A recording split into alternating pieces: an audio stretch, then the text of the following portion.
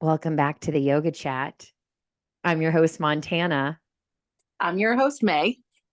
It sounds like you're getting more comfortable, whether you are I or not. am. It sounds like You you know are. what? I'm just coming into my own this week. Fuck it. The imposter syndrome. Why bother?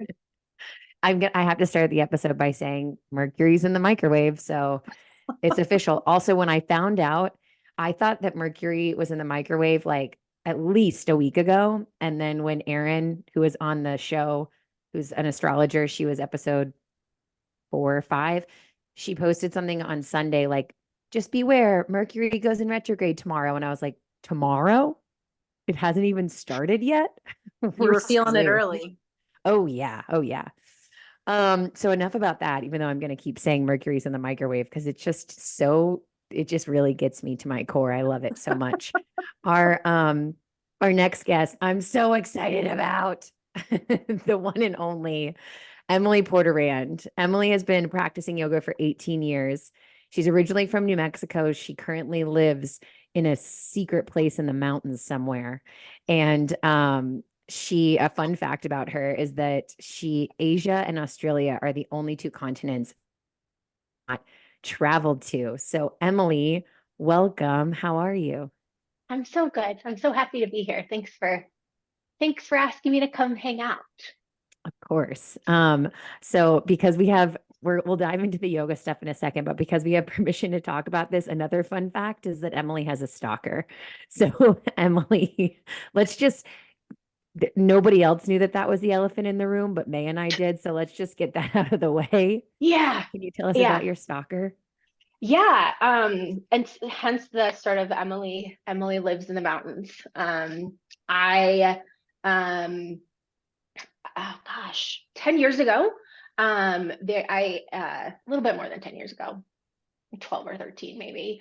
I ended a relationship, and the person that I was dating at the time was suffering from paranoid schizophrenic delusions. And when we broke up, and part of the reason why I ended the relationship were it was for my mental health, but it was because of mental health issues on his end. And when the relationship ended, as part of a paranoid delusion, he came over to my house with a gun. And he he was in the middle of a delusion and continued to. After that, I moved because I no longer felt comfortable in my house. Um, and he continued to sort of the stalking behaviors continued for a while. I don't Montana, you've known me a little bit longer, but I'm not really active on social media. I sort of had to like end that part of my life when this stuff started happening. Um, or I didn't have to, I chose to end that part of my life. Um, and didn't hear anything for a good 8 years. And within the past, I, I think in like colors and shapes. So numbers are just kind of like, uh, you know, in the somewhat recent future, he has resurfaced, and in that has been leaving threatening um, packages at locations where I used to live. And again, it's the mental health is a huge part of this. But in order to keep myself mentally and physically safe, my life has again sort of changed.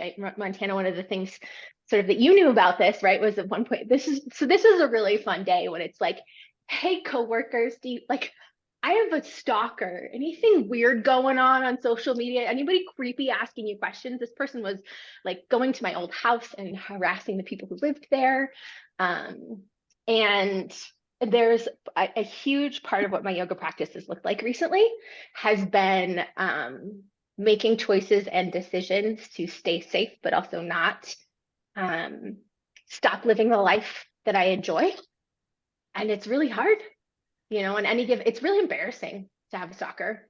It doesn't feel good. It's, at any time I feel angry, feel embarrassed, I feel like it's unfair. I feel really sad. It takes up a lot of time. Something like going to pick up pizza involves circling the parking lot. If I can't find a parking spot, parking and then waiting for somebody else to walk by so I can still be the person that picks up the pizza. Right? Like those are it's kind of exhausting. But I also refuse to be erased. I will stay safe. I will be vigilant. But I will not. I'm like I got a lot to do. I got a lot to give, and that's a lot of what yoga looks like for me right now. Is really making decisions about how to stay safe and still sort of do the things that align with my true nature. So, may I ask, That's wild. I mean, that's all. I mean, I just can't even imagine, just like you said, you shouldn't be embarrassed. I mean, Yeah. I know that it's hard not to, and that is your feeling, and that is valid, but I guess my main question is, do you have any support from police, or like, have you been able to do anything that makes this person not be so, such a scary, figure in your life? yes. I was really surprised that the sort of the go-to, because so many active and violent stalkers are personal relationships, that it's the domestic violence wing of law enforcement, at least in the state where I live, that handles those sorts of things. The resources that I have that are free, the people who are at the end of the line on domestic violence support lines are doing like the feeling so lost and scared and unsure, and just a call and to talk to somebody like that. Like the people who are working the ends of helplines are just doing the good work.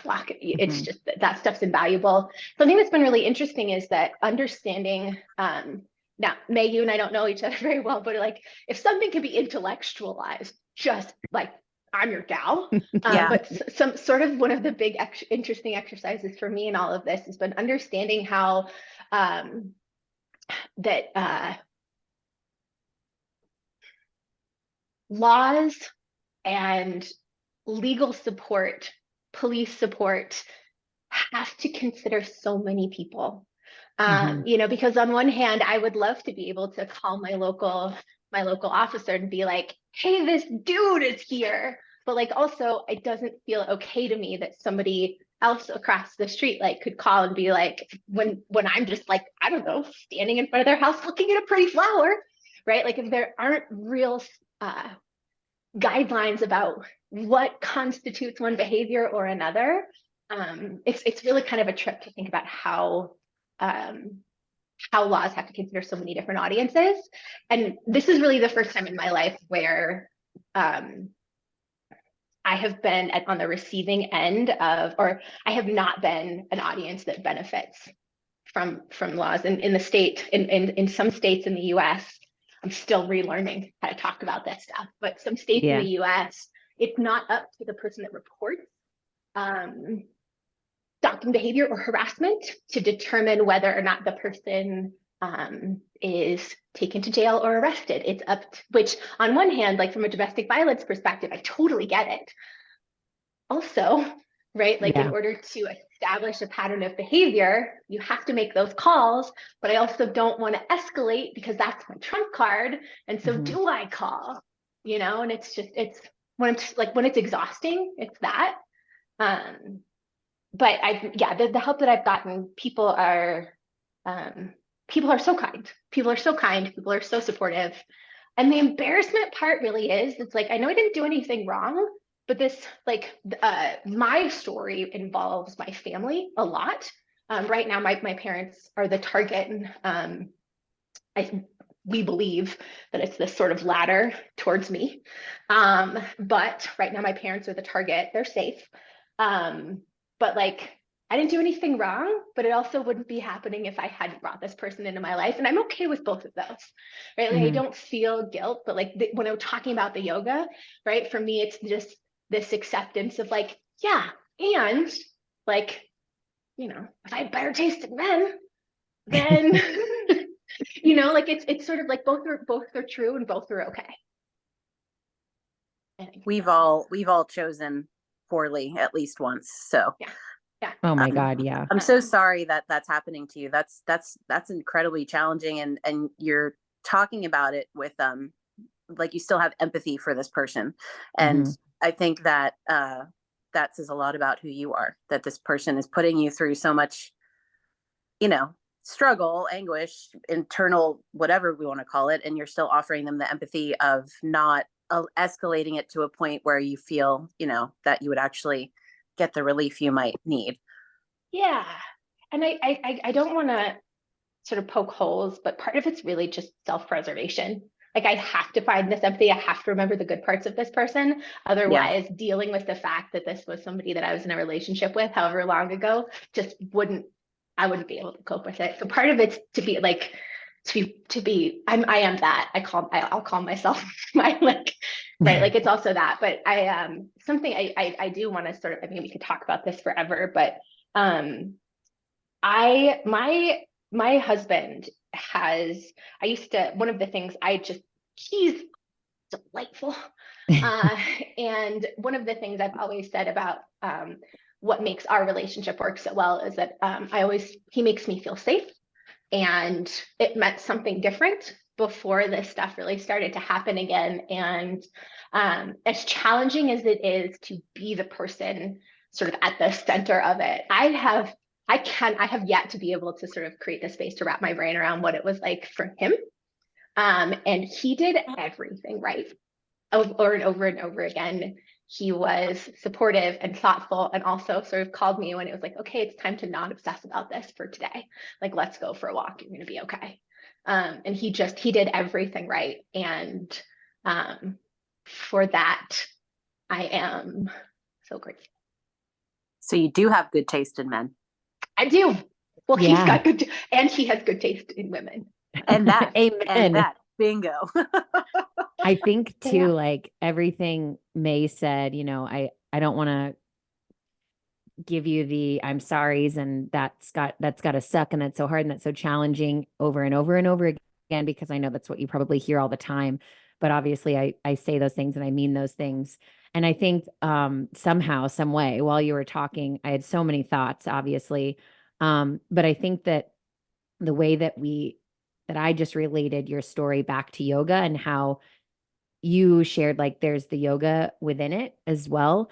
Um, I think that this is something that Emily taught me a lot that I'm still trying to unfold. Will continue ever forever and ever. I'll continue to unfold for the rest of my life. I'll never have like, reach the finish line. But Emily facilitated, we'll talk more about her background and how I know her and what she does in the world in a moment. But she facilitated my 300-hour, and what you just explained within that story and that share was like the epitome of how you practice yoga in terms of like recognizing self with a capital S. Because what I just heard you say is like not only like what May said, not only do you have empathy and compassion for for him, but also I feel like you clearly see each role that's being played, whether it's yours or law enforcement or that person or your husband, and you see it for what it is. It's not good, it's not bad. You even if you have emotions tied to it, you do a very good job of um compartmentalizing and just being like, this is what their role is and this is how it could affect me and this is how I'm allowing it to affect me. And it's like the drama triangle turned into the empowerment, what's it called?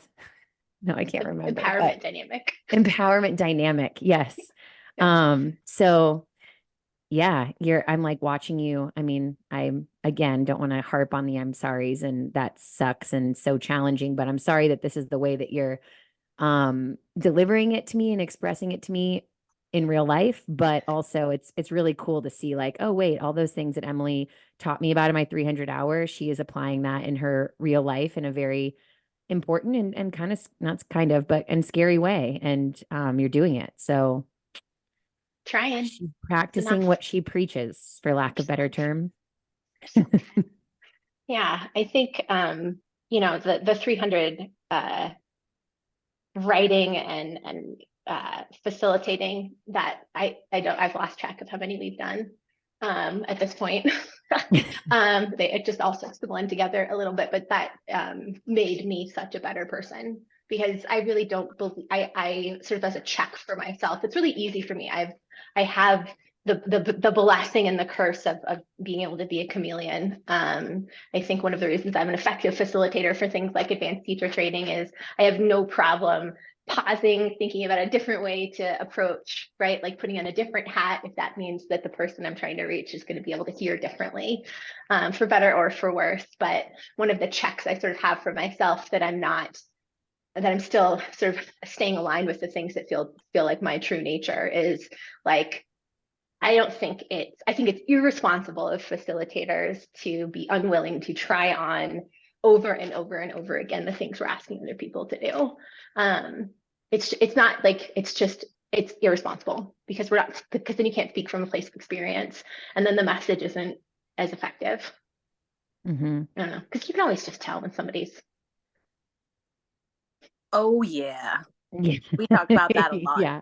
You can If tell you're watching sometimes on YouTube. immediately when someone's telling you something that's not really coming from a place of Embodiment. authenticity. Exactly. Experience. Yeah. It's something I feel in my skin. Like ask Montana. And Montana and she's the first person I've ever met in my life where I can tell her that I have these weird, like third eye, something's off. And most people are like, you're crazy, you're paranoid. And then I tell her, she's like, oh yeah, I noticed that too. And I'm like, holy shit, you're one of me, you're one of us. And Yeah. so we feel that way. We can walk into a room, we know when somebody's trying to give you something that's not real.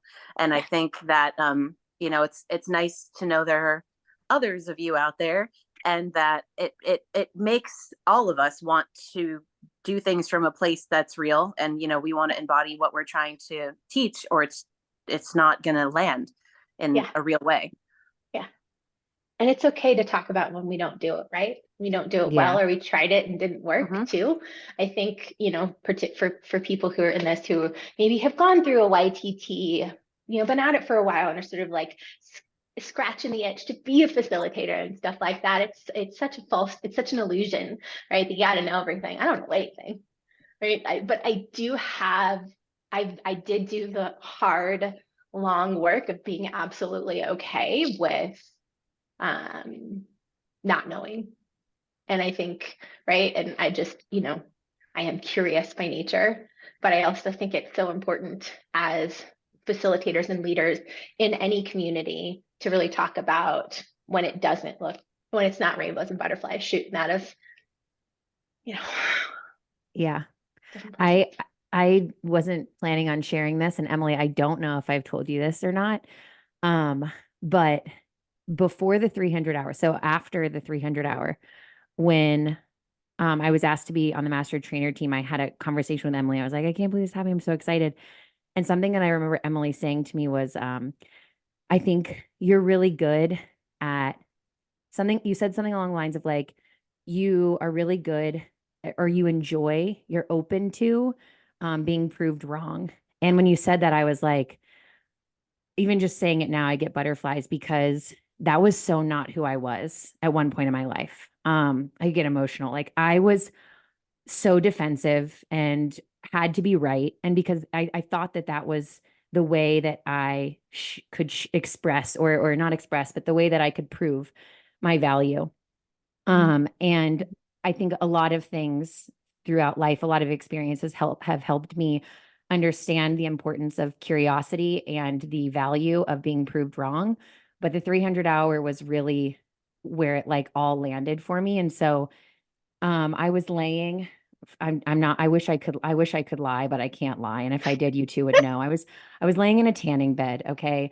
And tanning is bad, children. Don't do it. I was doing it because I was getting married in the middle of the winter and I needed a little tiny bit of color. Also, now I have salty skin. What's it called? It's salty. Salty water. Salty water. Yeah. Yes. Which we can talk. I'll put it in the show notes. It's amazing. So you don't need a tanning bed. Anywho, I digress. I was laying in a Montana, tanning I think bed. that's going to be our first endorsement. Just Yes. throwing it out there. Yes, that would be amazing. There we have I said we, I don't know if Emily does right now, but I have it on my Oh yeah. face. Yeah, it's Oh great. yeah. It's Every amazing. day. Every day. Yeah, it's the Like, best. It's like water. It's literally like water. mhm. And it's so natural looking. But anywho, so I was laying in a tanning bed and I was thinking to myself, like, what's my big takeaway? What's my big takeaway for this 300 hour? So I have to go back a little bit. I don't know if they have them in other cities, but in Pittsburgh, there are like take a book, leave a book, little like boxes around the city. So they're all over the place. And I kept noticing new ones that weren't new, that were like in my line of sight, like on the way to work or like, routes that I take regularly. These books, these take a book, leave a book boxes kept like coming into my line of sight. I went to a yoga studio, a yoga flow, a different studio that I teach at.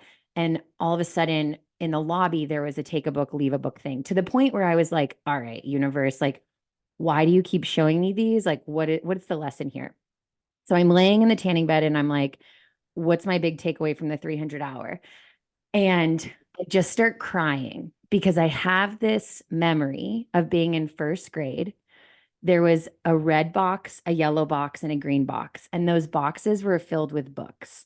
And if you were like underdeveloped in terms of reading, you had to pick a book. Isn't this horrible? You had to pick a book from the red box. If you were on par, like where you're supposed to be, you picked it from the yellow. And if you were advanced or gifted, I think is the word they used, which is so horrible, you could pick it from the green box. So I was told to pick from the yellow box, i.e., I was literally exactly where I was supposed to be in first grade, right? Not above, not less, average. And I used to, at 6 years old, and I forgot about this until I was laying in the tanning bed.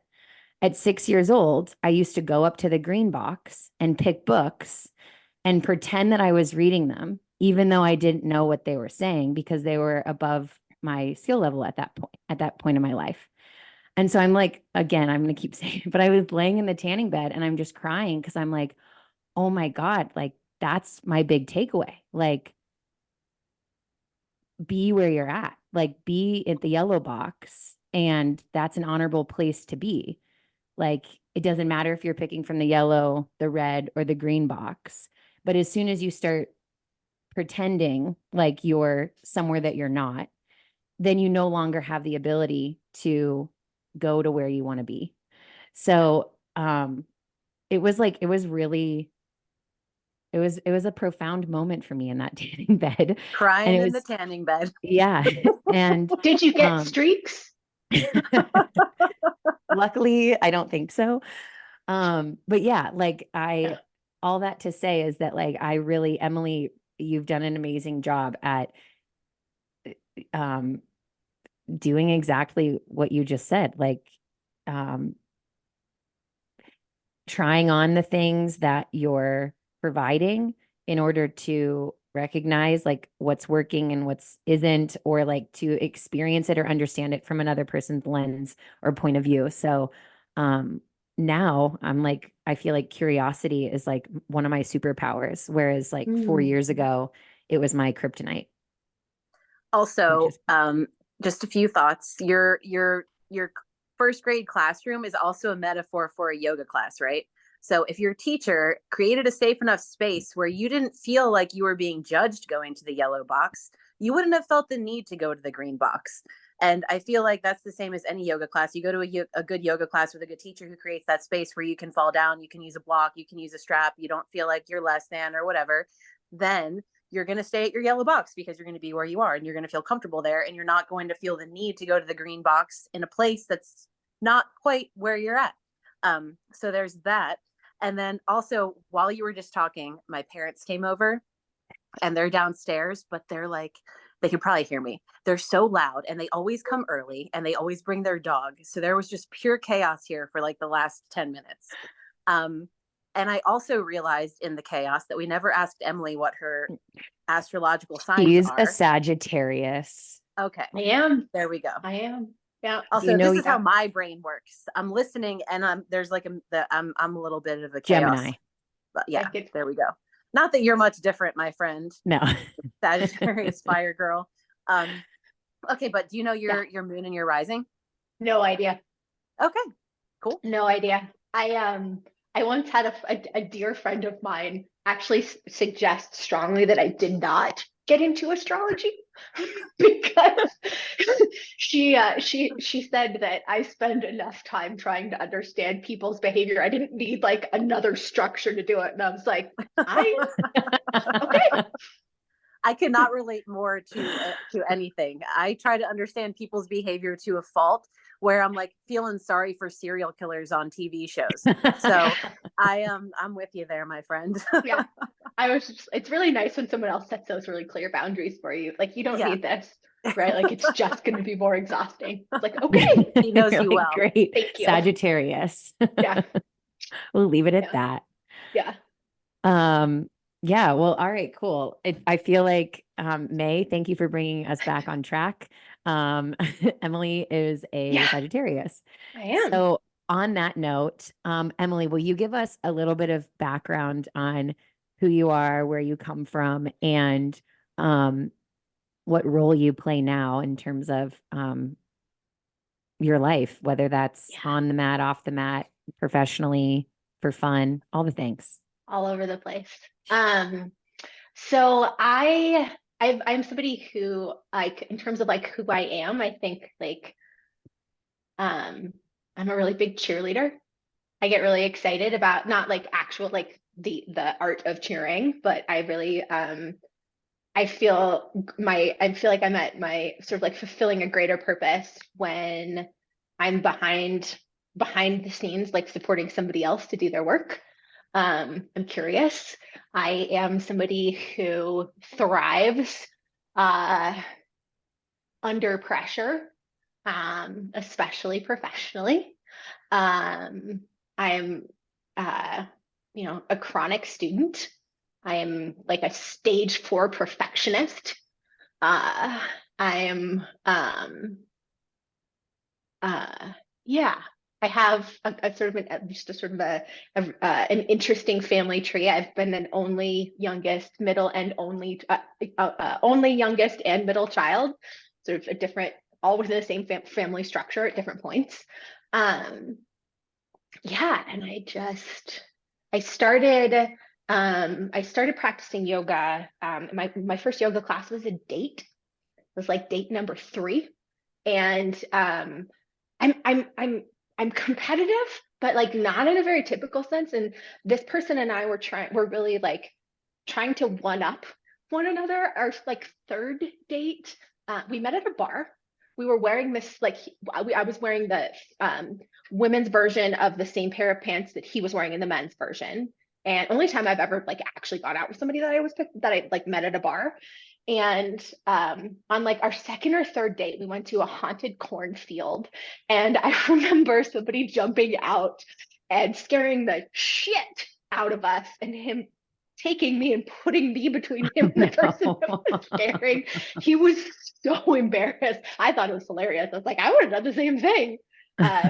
But we were sort of like trying to like one up each other. And he'd been practicing the 26 and 2 um, for a while, and took me to my first yoga class. And like most of the other people y'all have had on here, I did not enjoy it one little bit. And it was the like somebody who afterwards challenged me to stick around for a little bit longer that really did it. And I did not fall in love with yoga for a very long time. It was a habit. It was something I did. I I love the heat. I am the type of person that is the reason why yoga studios have automatic temperature, because I just like it helps me. My mind is, there's so much noise in there. Like the chittavrtis are strong with this one, and so I need things like external heat to really um, force my mind back into my brain. um, and so I practiced for a little bit out of habit because it was a thing to do. And then there are very few sort of like aha moments in my life. It's just like, and then all of a sudden, I just knew that I needed to be teaching yoga. And that was it. Like, it was just the studio where I was practicing, and remind me to come back later and talk about what this gift that studio has been. There was one of the studio owners was teaching a partners yoga class on Friday nights. I was working at the desk, and as like a work trade, and he needed somebody to co-teach, and I was like, put me in, coach, put me in. So I co-taught with him way before I did any sort of teacher training. When I decided to go to teacher training, I knew I really did not. Question I've heard y'all ask other guests before is the sort of like, what advice do you have for people who are considering teacher training? And I don't know if this is a jaded perspective, but like, most 200 hours are kind of the same. Like, there's some really bad ones, there's some pretty good ones, and there's some outstanding trainings. But the outstanding trainings are rarely what's like the stuff you talk about, right? It's the person that leads it. And so I think that find somebody who you like can be the messenger of what this practice has to offer, and like then figure out a way to go sit at their feet. And then when you've learned what you can learn from them, go find somebody else. Like, that's, I think, because the 200-hour teacher training is, maybe it's not the content as much as that it's just that the experience itself is for most people incredibly transformational, and it's the person that's leading it, right? The people who are holding that space and creating the container that are the most important thing to look for. And the trainings that were available in Albuquerque, which is where I was living at the time, were not something that resonated with me. And there also weren't any hot yoga trainings at that time. So this was like 2008, I think. So I did a bunch of research, found a place called Sunstone Yoga in Dallas, Texas, that I think a previous guest mentioned, going there for hot classes as well. And so I did their teacher training. Yeah. I did their teacher training, and this was back in the day when there wasn't a 200 and a 300. I did a 500 straight through and moved to Dallas. Yeah, I didn't even know it was an option to stop after 200 hours had passed. It was just like, this is what we're doing. And it was simultaneously the most incredible and the worst experience of my life. Like, it really was. It was a long time. I didn't get homesick. I have a really adventurous spirit. I started going to summer camp when I was like 9 for like 8 weeks. So being away from home I'm always excited to go back. I don't usually miss it. But after that, I sort of taught on and off full time for a decade and a bit, picking up odd jobs. I worked in the film industry for a little bit. I ran a green cleaning company. I worked in restaurants. I worked at a law office. I was the education and resource manager for a non-medical home care company, which was a trip, being like 24, 25 and supervising like 200 people who were easily 2 to 3 times my age. So that was a trip. But always just sort of teaching yoga on and off. And I didn't graduate from college until 2020, when I got a degree in instructional design in 2017. So when I was saying I was teaching full time, I was teaching, I think at the height of it, 17 classes a week, hot classes. I know. I was so dehydrated. Were you doing it? Were you doing all these classes, like, or were you able to walk around and talk through it for some of them? I was a hardcore 26 and 2 teacher for a long time, and so there's I was always a little more hands-on and walked around, and then the studio where I was teaching was not super traditional in that way.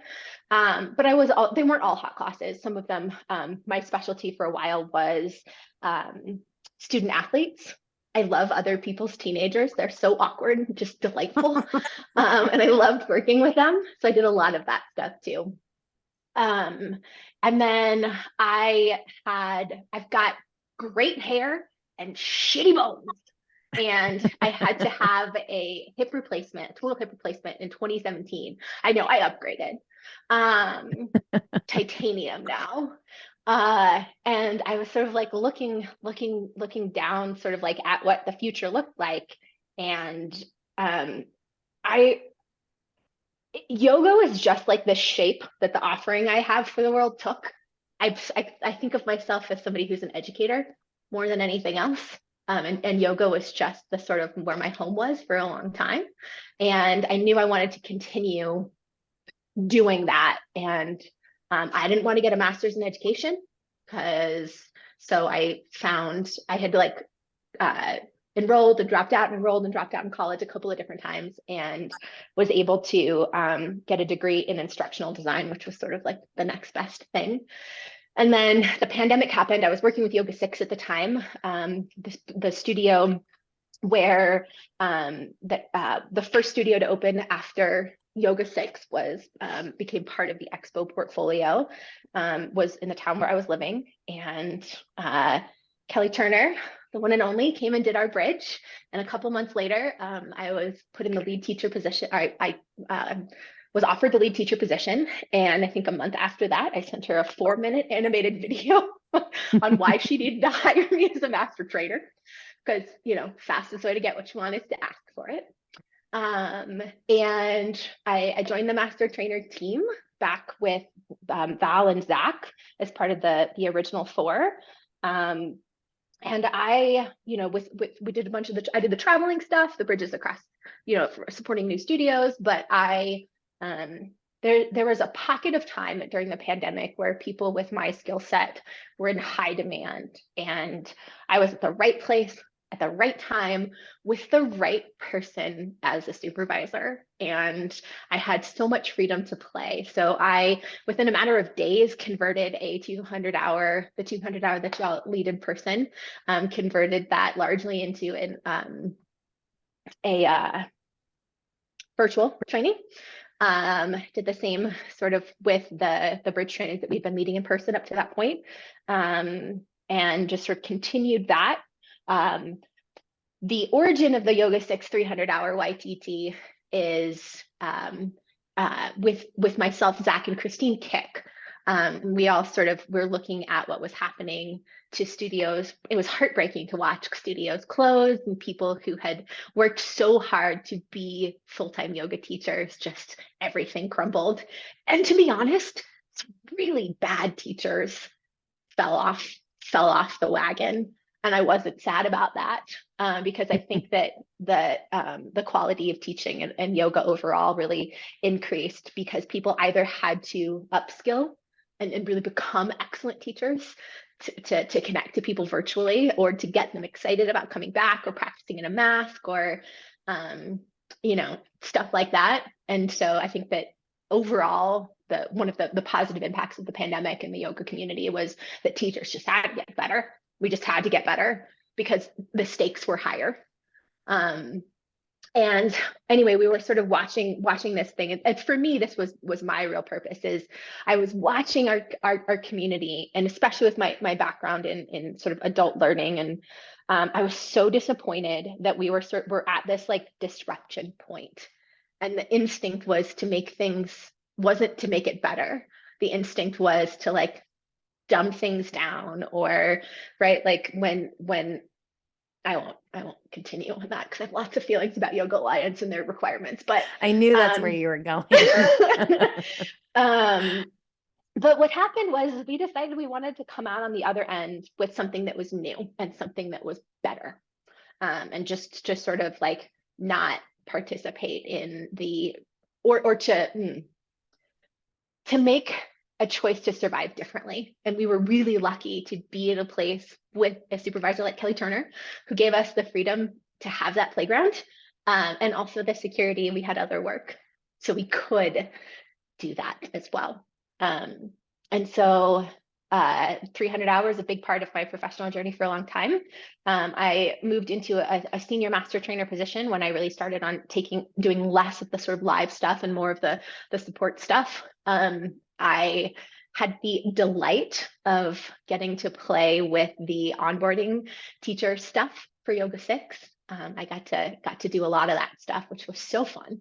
And then an opportunity came up to do some of the similar work that I was doing at Yoga Six on a bigger scale at at Yoga Six's parent company, Exponential. And I, pestered my new boss until he gave me the job. And that's it. I don't know. That was a lot. So the woman with the titanium hip wants everybody to know all you have to do to get what you want is to just ask repeatedly, and like, who's going to say no to you? I like Pretty that much. advice. It's Also, I like, think, can we call her the titanium woman for this Yes, this that episode? can be your title. Okay. Yes. Yes. All right. That's it. The dogs are barking downstairs and my parents are still talking loud, so I'm going to mute myself. Go back to your thing. We can't hear them, think just that's so it. you know. My dogs are next to me being absolute, just, I don't even know what to call them, terrors. Angels. I did Yeah, have one more angels. question, and this is going like way back because your story Yeah. is, you got so much. You're a titanium yoga woman. So you said it took you a while to fall in love with yoga, but then you also said you felt called to teach it. I'm wondering if your part of falling in love with it was also going through the teacher training, or if you fell in love with it first and then went through yoga teacher training. And how did you fall in love with it? Tell us the romantic love story. All right, but the love story. I knew that yoga had something special to offer me before. My tell when I'm thinking is I look down or to the side, and I'm really working on it, and it's just gone to shit today. But needless to say, yoga was I knew yoga was going to be something special in my life before I went to teacher training. And I think that what helped me fall in yoga was the studio where I first started to practice. It's called Hot Yoga Downtown in Albuquerque, New Mexico. And if you're ever there, it's a great place to be. The two owners there, Molly and Bruce, are a shining example of what it is like to be real humans and to get, good God, the grace those two people gave me individually to mess things up and try again, and to really fall in love with yoga. As a student and as a teacher, is really, that's the start of the love story. It was a joke with my husband that my longest term relationship before him was the studio owner, because he was somebody who was just such an important, made such a huge impact on my life, and the Molly, the other owner, as well. And it has been, that place is the center of so many of important things in my life. And it was the door that sort of unlocked what I get to do now. And I was there last weekend, and got to take classes from somebody who became a very dear friend after practicing together. And then he went to teacher training, and it was a really lovely reminder of how important community is, and how important it is to give to as somebody who really likes rules and guidelines. And because Montana, I think you and I are similar in this a lot of ways. It's like, I like to know I'm doing it right. Like, yes, I'm curious. I mess stuff up all the time, but also I would like to know that I'm doing it right, because I really like to do things right. And they are really the people who taught me the value of giving people space to simply be who they are and let their gifts surface, because they will.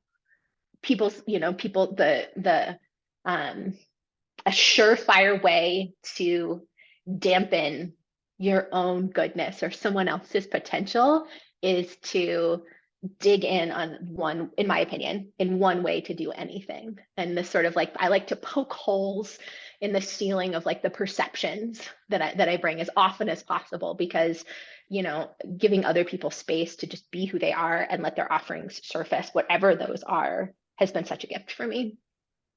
That is the juice. Yeah, there's so much goodness in there.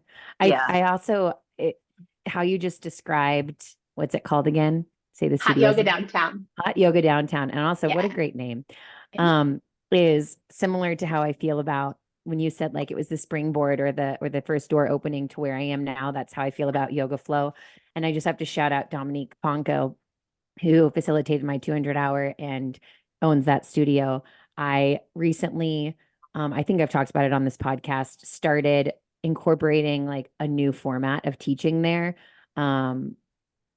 Just because I've been inspired by a new teacher of mine who came into my life at the very end of the 300. And Emily looked at us and was like, find your next teacher. And then she like plopped into my lap, Catherine Gignac. Um, and I, Yoga Flow is a classic vinyasa based yoga studio, but there's no real formatting essentially. Like you can do what you want. There's freedom to do whatever it is that you want. And so I was like, okay, great. Well, I'm going to use this big bunny ear quote freedom to try to teach this new format, which is definitely has yoga elements, but like it's not classic vinyasa yoga, that's for sure. And so Dominique texted me yesterday and she's like, hey, call me when you have a moment. It's like, okay. So I gave her a call and I had a feeling my third eye was like, she heard about this weird shit I'm doing and she's going to ask me about it. And I'm so scared she's going to tell me I can't do it. And I caught myself like getting worked up about it. And I'm like, no, Montana, like stop trying to anticipate what this conversation is going to be. Anyways, we got on the phone this morning and she's like, so I received some feedback from your class last Thursday. And, we were talking about the feedback and I'm like, I really appreciate this because I am trying to like refine this, blah, blah, blah, blah. And she was like, she said to me, I really want to support you in your growth. So how about we come up with a different name for this and you send me a different description for this so that you can do what you're inspired to do right now, but people know what they're signing up for. And I was like, you're amazing. I was like, wow, I was not expecting this conversation to go this way. And I'm so grateful. So thanks for allowing me to like continue to be like, just have that space to like create, like you said, Emily, like to mess up again, to mess up some more, and then to just like through trial and error, figure out what it is that feels authentic to me in a like personal way. So yeah, shout out to all those studios that are launch pads for like May. We just had Stacy last week on the show, and that was May's like launch pad to where she is So now. cool. So like, yeah, it's so cool. Exactly. It's so amazing that every yoga space, just like every yoga teacher, is an integral part of this tapestry, like Stacy says, and they're all, you know, very important in their own ways. And I'm grateful for the whole community and all the teachers. I feel that way about Yoga Six South Hills too. I feel like we've always been Yeah. encouraged to just get weird and be ourselves, and nobody's expected to do exactly what the next person is doing. We're not supposed to be alike. We're not supposed to teach the same exact way. They want us to be different. And I like, and I was telling Montana earlier, I had a conversation this morning about someone that took our 200 hour, and one of their family members comes to our studio, and she pulled me aside and she was in tears, and she was just saying how much personal growth she has seen in the person that took the 200 hour. And then I talked to that person, and this sounds weird because I don't want to drop names, but essentially the person said, I've never felt so safe to be myself in a place than I do in this studio. And so I think that everybody being encouraged to be their weird selves just kind of encourages everybody to be their weird selves. And then we found this beautiful place where we're all exactly who we are and we feel accepted. And that is when truly people grow. And it was just like, I'm getting teary eyed because I related so much to it. And it's just like, it's a beautiful thing. What is with me? I've been crying so much lately and I don't know Mercury's in the why. microwave. Good Lord. I was gonna say, But anyhow, I like it. The weirdos are weirding and we're all encouraged to do it. And like you said, we're allowed to be who we are and we're allowed to grow and make mistakes. And the feedback we get when we do make mistakes is always, encouraging and constructive, and nobody's cutting you down. Nobody's making you want to be small. So I'm going to stop talking now because I can't stop being emotional. May, what you said just made me think like how we're all talking about hot yoga downtown and South Hills Power Yoga and Yoga Flow. We got to be that for Alyssa. Oh, I I just know. dropped her name. you can Shout out edit it out Alyssa. later, right? Yeah. She'll be fine. She'll be fine. Yeah. Alyssa, we're talking about you because Yeah. you're great. Congrats on your full-time job. We're so proud of Yes. you. Way to blow that Emily, secret. yeah, whoops. Emily, just because kind of switching gears, but just because honestly, I'm curious to know, what are the responsibilities of your new role? And what's your official title? If you, I don't think you already said the official title. Because I can never remember it. Yeah. I'm the senior manager for learning and development for Exponential Fitness. Very Ooh, fancy. I love Very that. fancy.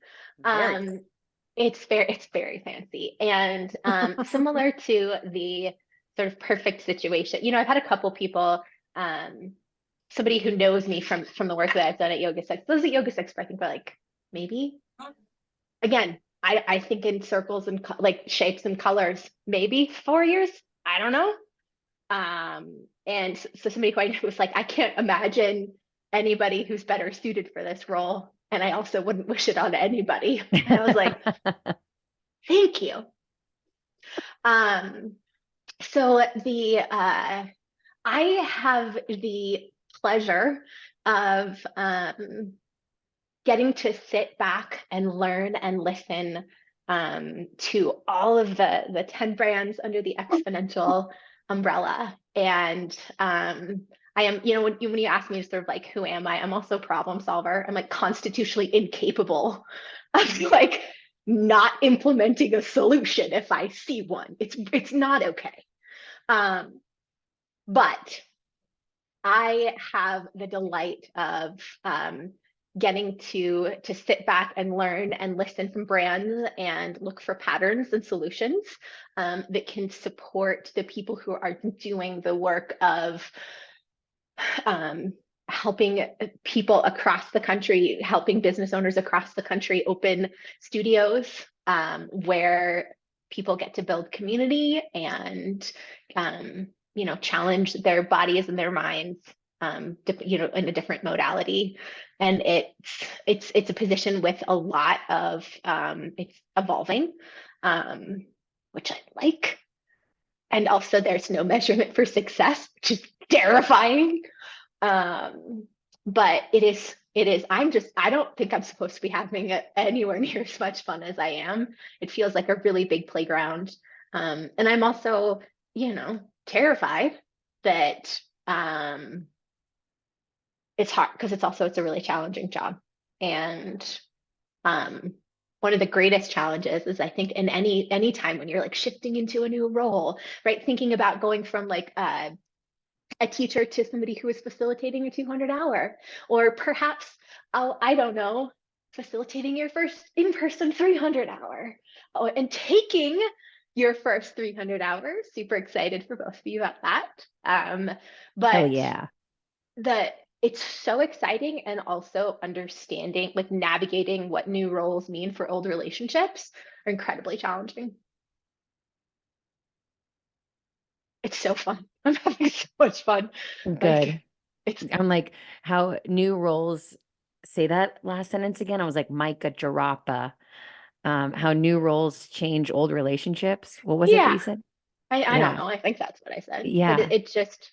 it's yeah, how new roles change, and that's not just professionally, right? It's Right. sort of all over the place.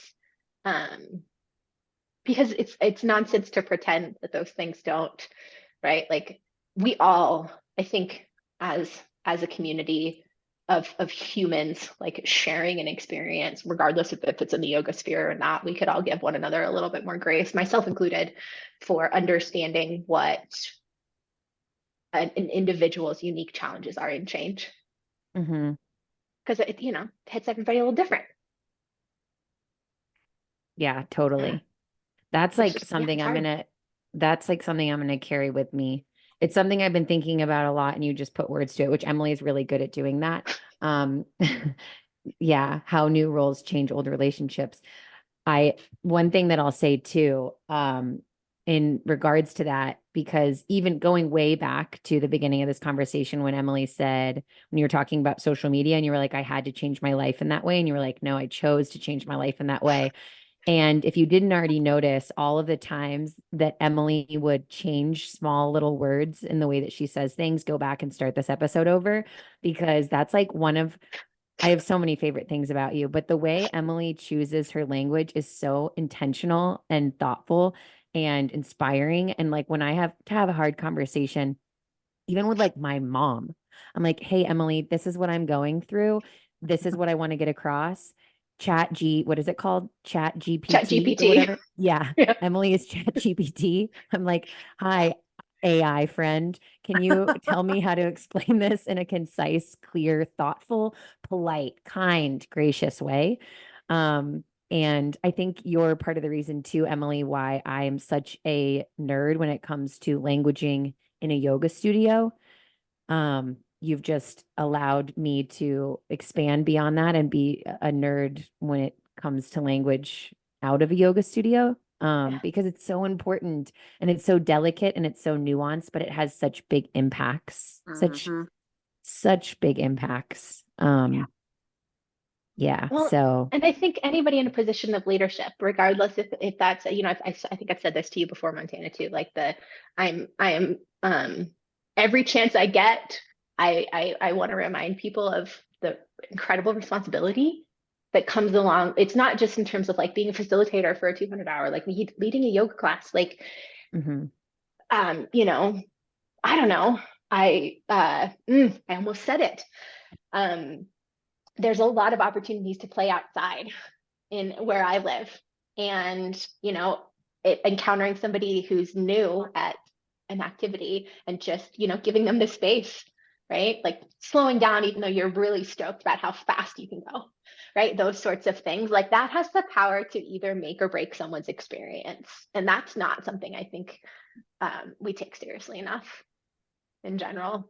Um, yeah, yeah, words are important. And Oh, it's they are. interesting.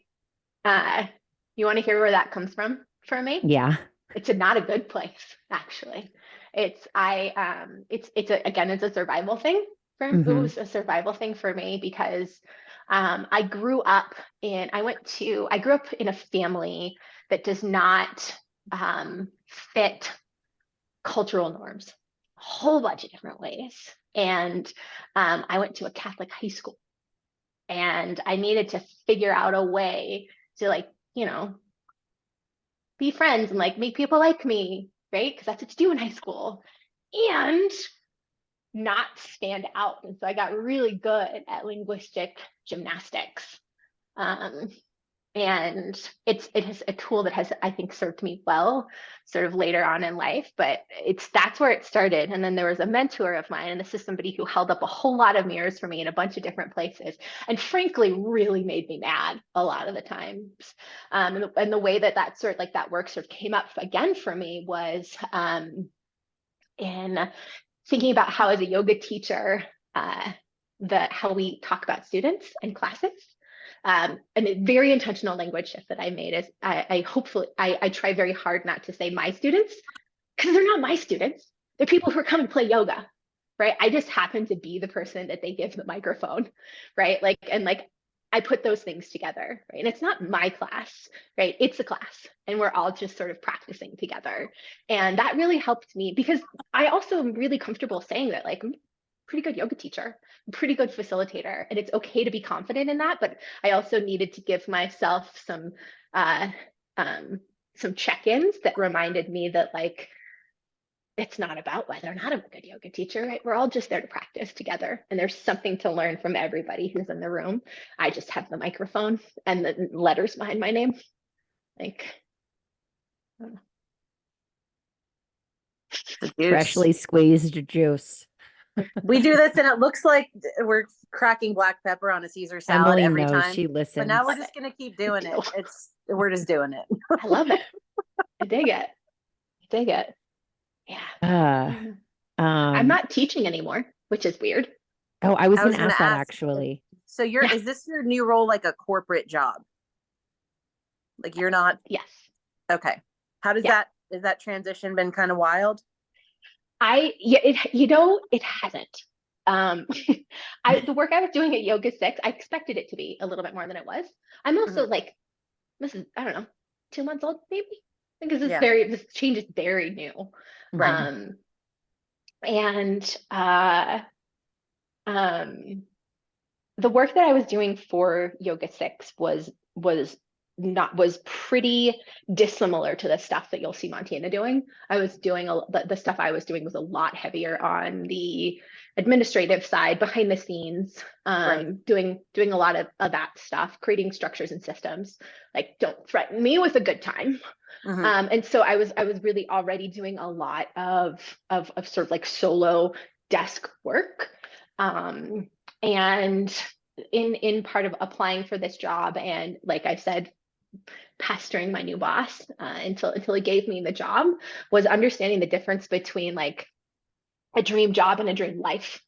And I'm very happy where I live right now, and that I was not able to hide that in the interviews. And when it's sort of, from my understanding, the strengths that I had as an inside outsider, as somebody who already worked for a brand and had sort of like demonstrated my passion and ability to sort of do some of the work that we've set for ourselves going forward, was valuable enough to find a way that I could fit in with an org chart and still be able to stay in the place that allows me to do the good work.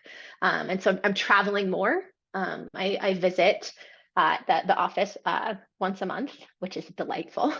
But I'm incredibly productive because I don't have anybody to talk to. Like, and one of the things I sort of realized in that is that I had turned my yoga, the master trainer team, which is just a group of incredible individuals who are so talented at what they do, but also so fun and so funny and just delightful to engage with. I had put so many of my eggs in that basket as a friend group and as a circle. The hardest part to adjust to was not having an excuse to engage every day, because I love them dearly. You don't Good need thing an we still excuse. have Just a we have couple our joking WhatsApp jokes. group. Yeah. Yeah. I don't Yeah, know what I'd do without our WhatsApp group. I love our WhatsApp group. I Yeah, have to but tell you too, Emily, because you probably, I don't know if you know this, our new WhatsApp group with our incredible new fearless leader, Veronica, is called so happy for her. Veronica's like, she's like, all right, I'm trying to think of a new name for this unsupervised whatever, blah, blah, blah. And I was like, why don't we call it that? So it's called Unsupervised Adults. Yes, that The is an best kind of adult. excellent group We're like, name. who put us all in charge here? We're just left to our own Yeah. devices. All right, let's Yeah. go. Just kidding. Well, and I Everyone's think it very speaks to the equipped. power of community too, right? Is that the Mhm. master trainer team and the education team at Yoga 6 are people that have not only done the work, but really are able to take things and run with it by and large. And so, like, we still get to be silly and sort of like, but also I think that group of people is so skilled. And it's great to sort of bring up, so Veronica is the new fearless leader, which is such an exciting thing. But this is where I'm going to get emotional. But so I have this thing about like a champagne moment, right? Like, I think that, like, after anybody who's been in a teacher training, for example, because that's kind of what we're talking about, right? Ish.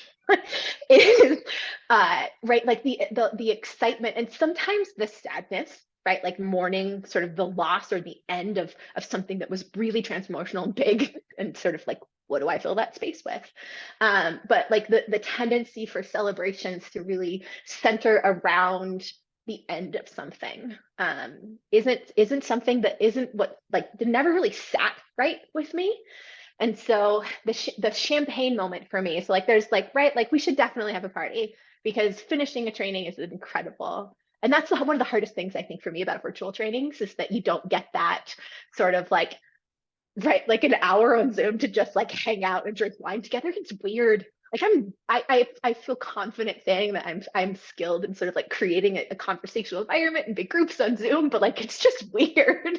Like, um but the champagne moment is when, as a facilitator, you sort of step back, or as, like somebody who created a system or a structure, and we get to sort of sit back and see somebody else make it better, or see somebody else sort of take the things that you had to share, the things that you had to offer and make them their own. And when Montana first shared, so I'm a longtime listener, first time guest, like it's been such a delight to listen to y'all and your guests every week. But seeing Montana do something so well.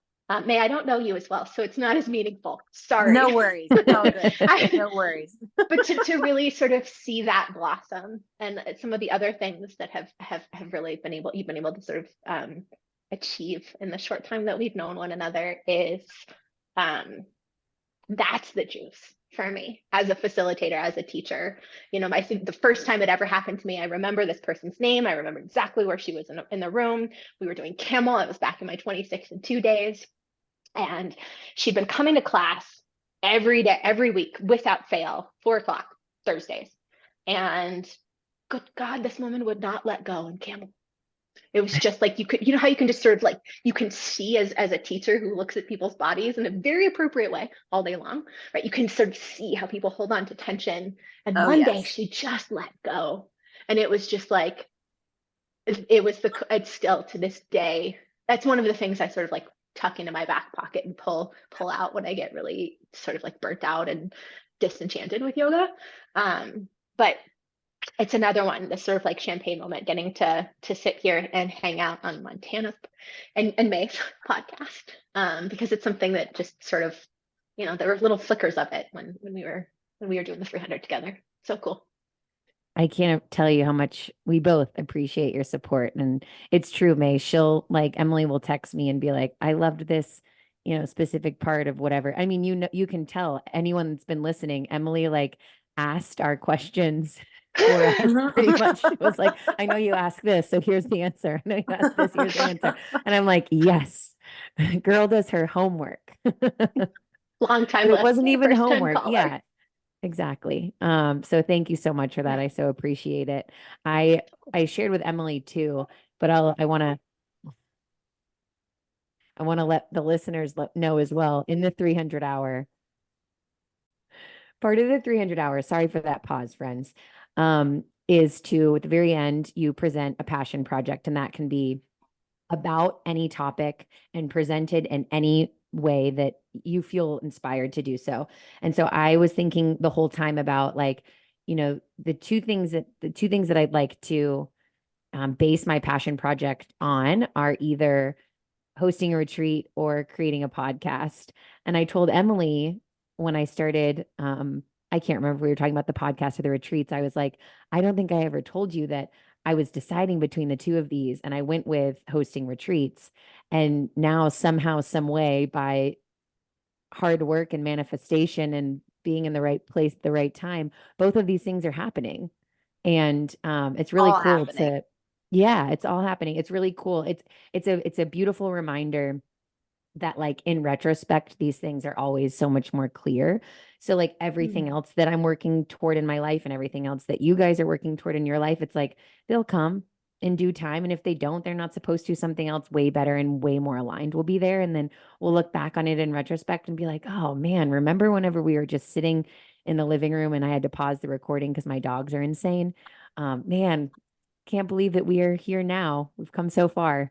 So well, and yeah, I think there's one piece of that sort of process because I'm obnoxious like this. I think it's important to add in there too, is that like you also made the choice to take action on those things.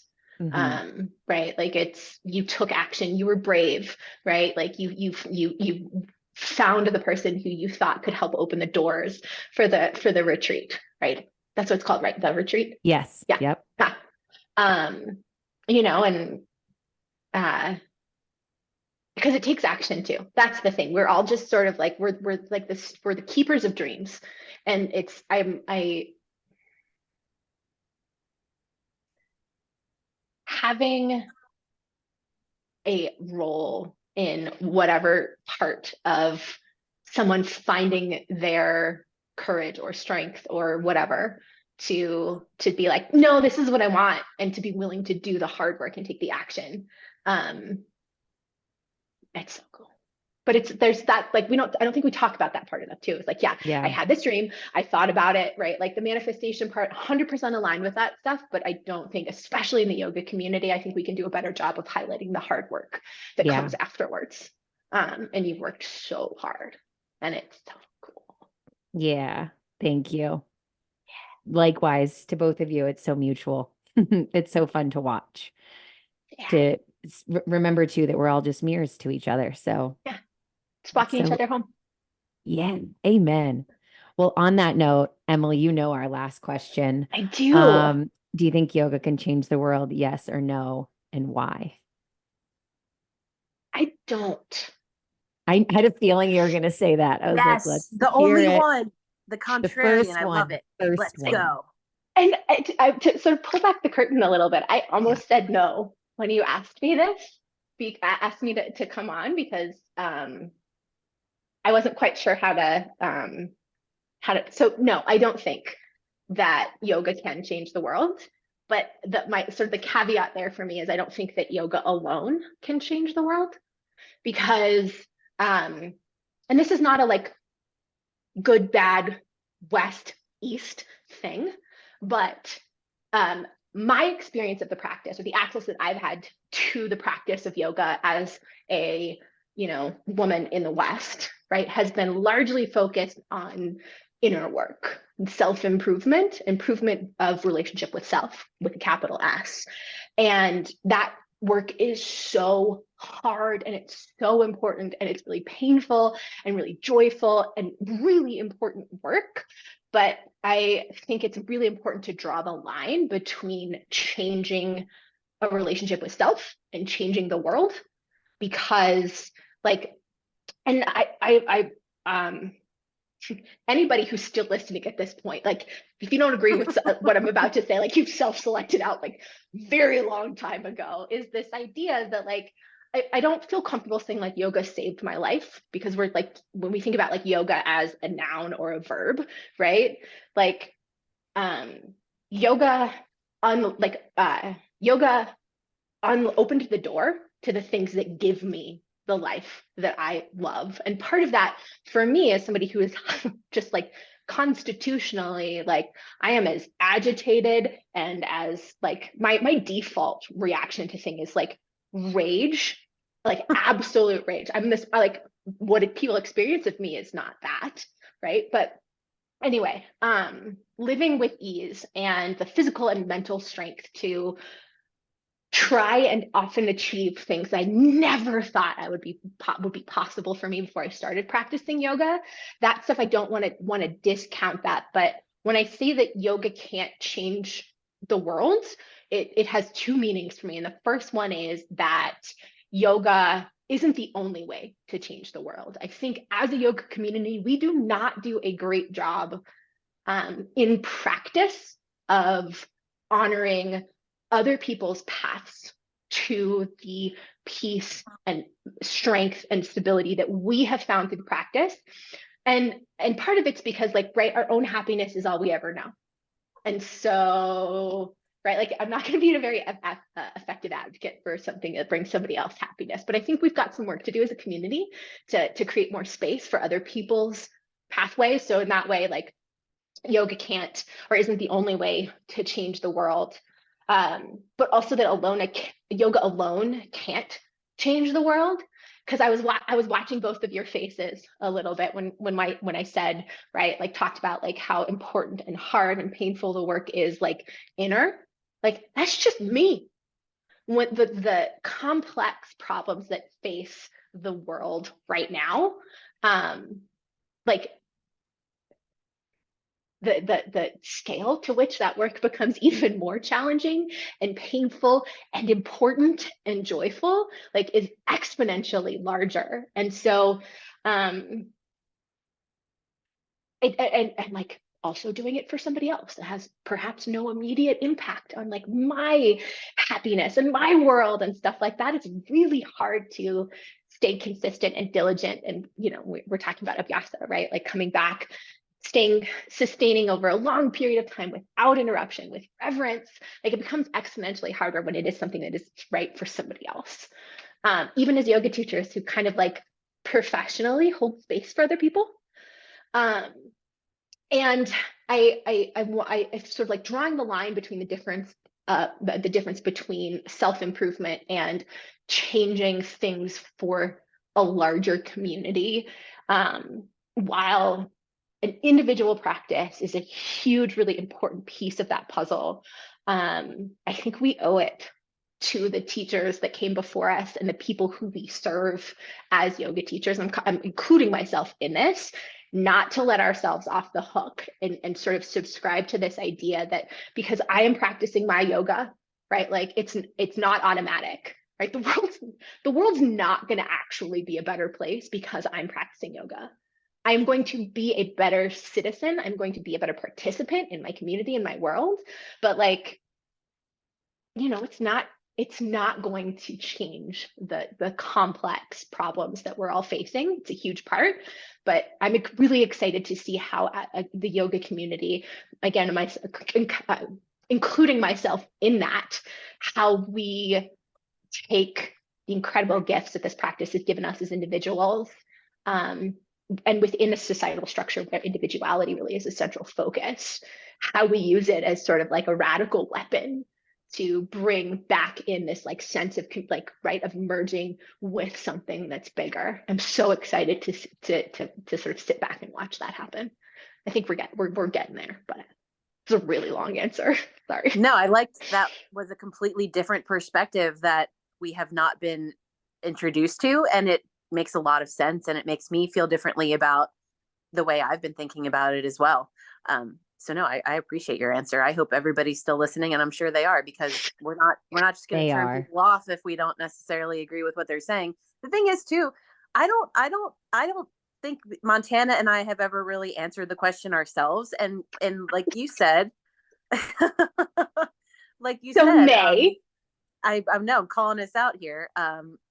You're right. I mean, it's a really beautiful way to try to change your inner landscape and try to do that work. You said that it can be really challenging and can be really joyful. And I think even doing this podcast and coming to these conversations where I end up emotional and crying, which isn't something I normally do, is a way that I am growing, you know, and that's my landscape changing a bit, and people have noticed and they've mentioned it to me, and I've been thinking about it a lot. And now I'm rambling too, but I like the perspective of just because this is what it's doing for me, and just because this is my experience, and it doesn't necessarily mean it's going to change the lady down the street who's going through some horrible time. But if we can all use it in a way that if we all find something that brings us closer to ourselves, or brings us more aware of ourselves and more aware of our reactions. And like you said, you sometimes go immediately to rage, but no one knows that about you because you've done enough work that your rage is your own, you know what I mean? And it's not something that's coming out of you anymore. Whereas maybe however many years ago before your journey, that wasn't the case. Maybe your rage did come out. So you working on yourself and not raging out on somebody is in a way a drop in the bucket, changing the world in that small bit. But I know it's not going to end wars. It's not going to, you know what I mean? I like your perspective. It's making me think, and I'm going to be thinking about it for the rest of the day. Well, and I think part of it too, though, is that like I want us to be better about holding one another accountable. We do a great job, particularly sort of like in the ecosphere of Yoga 6, right? And like the people that are sort of drawn to this community. We do a really good job of celebrating one another's success and giving like very clear, like also in like the teacher realm, right? Like, okay, this is really good. I think you could do incredible things if you did this. But as sort of as a community, I think we owe it to one another to sort of rewrite the narrative that like the tools are enough, because they're not. The tools aren't enough. Yoga gives incredible tools, but just because I have a hammer doesn't mean I build a house, right? Like it's the sort of like, I'm really excited to see how as a community we can hold one another accountable for the other part of yoga, really, that's a huge part of the practice. Yeah. It's just we haven't systemized it yet. That's all. Systems and structures. Systems and structures. Montana, Do you think that yoga Woo! can change the world? Yes or no? And if not, why? I'm so happy that you're asking this after your answer too, because like May said, I'm thinking about it so differently. And really what comes to mind is what your answer helped me remember was what annoyed me about the professional dance world. It's like Hmm. that's kind of why I was like put off was because I was like, we're all here having fun, like twirling around, and it's a great time. But like when people started acting like they were saving lives or that we were changing people's lives by performing dance, I was like, I'm not Mm, buying that. Like, I'm not going to say that I don't love doing this because I do, but the way you guys are putting it on this pedestal ultimately is what made me quit. Hmm. So, um, I think that like being able to parallel that and like flip a mirror back and be like, it's a reminder to me that like you said, by me practicing yoga, the world isn't necessarily going to change, but by giving people the space, the permission to Hmm. find whatever it is that gives them pause and stillness and reminds them to take a slower pace and be more thoughtful and intentional in their choices, not just Yeah. for how they respond to others, but the choices that they make for themselves in order to do the things that they want to do, whether that's a friendship, a relationship, a career, going out to dinner. Like it doesn't matter. Go what the color you paint your wall. Um, and I think that for me, movement brings me that like stillness and that slower pace. Yeah. And yeah, I don't know if I'm really answering the question or just sharing what my thoughts are in neither this of us moment. did. We're going to need to perfect this. Yeah. Well, not perfect That's it. That's okay. not true. I don't want to perfect anything, but it's going to make me think about it. And the way you find pause, I think what I find is just being less guarded and being more Hmm. willing to show people who I am or to cry or to not crack a joke when I'm feeling uncomfortable and instead just let myself be uncomfortable or cry or be a normal human being. I don't know. Well, normal's not real, but I now don't have an answer. I know that yoga has changed my inner world. To be And I'm sure the continued. people, yeah, to be continued, the people that love me most would tell you that yoga has changed my inner world. But again, I'm not saving lives, but And I'm I think my biggest takeaway is that like just how those people that annoyed me in the dance world were literally just being passionate about what they are passionate about. Like I don't want to do that to someone. Like I don't want to deter someone from trying yoga because they're annoyed that I think that it's by me getting on my mat, wars right. are going to end. So to be Emily, continued. good job. I'm not surprised at all. At the end of, so May, you know what we do for our closing ceremony for the 200. Yeah. We do a very similar thing for the 300 virtually, except everyone types it into the chat and one facilitator reads it off. And for Emily's, they were like one word. Of course, nobody uses one word, but it's like one word to describe this person. And I said something along the lines of like the most beautiful, complex mind. My brain's her exhausting. and whenever Zach read it, she like the her reaction was like I feel seen, I think was my internal dialogue on that one. I know we're sort of running out of time, but like I sort of like I can't not like this is so me. Uh, but the sort of like the thing too, like May, what you were talking about, Montana, sort of what you were talking about in terms of like what was hard for you in dance, or May, what you've heard other people experience, the outward expression of your changed inner space. Like what I really want to, or I'm really interested in being part of a conversation too, is the like when we as humans, right, like sharing an experience, are willing to try something different even if it doesn't work, it is an example for people who haven't found the courage to try something different or be brave or whatever. Because we don't just do it for us anymore. I think that's the part of the word like, yes, yoga can change the world, right? Because there's something about this practice that says we can all do this together. And but like when we do things as not responsible, as members of the yoga community, we don't just do it for us anymore. And it becomes so much less scary to be perfect or to sort of like try on new behaviors that are challenging when you've seen somebody else be brave and talk about that it's hard or different, and just being okay that like the effort is the juice, right? We're so attached to like what it looks like on the other side, but like the effort, the only like not making a choice is a choice, not changing is a choice. And every time we take a step to try something different or or retrain a behavior, right? Like that's showing to somebody else that not only can they do it, but like, we can do it together. And Yeah. that's when we start to get into the bigger change stuff. The permission slips. Yeah. Oh, I love that one. The permission slip. Yeah. Anyway. Oh, Rock, what a pepper good juice is best. conversation. I just used That the was the same ultimate voice. juice. The ultimate juice. We need to end it Yes. on the ultimate juice, because I don't think you. I mean, you probably could, but I don't want Oh, you to top she that. could. She could.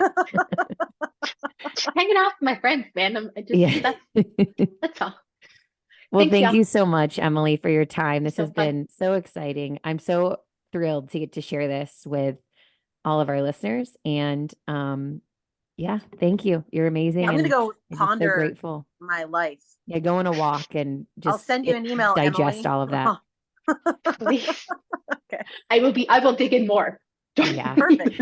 You'll be hearing Thanks, from me, y'all. because my Can of brain works worms. in similar ways as yours. So you'll be hearing from me. It's I'm so proud of both of 3:33, you. by the Good. way, our By the time way. at least. Well, Thank thank you, you. Emily. Thank you. Thank you. This is really cool. Thanks for bringing this to our community.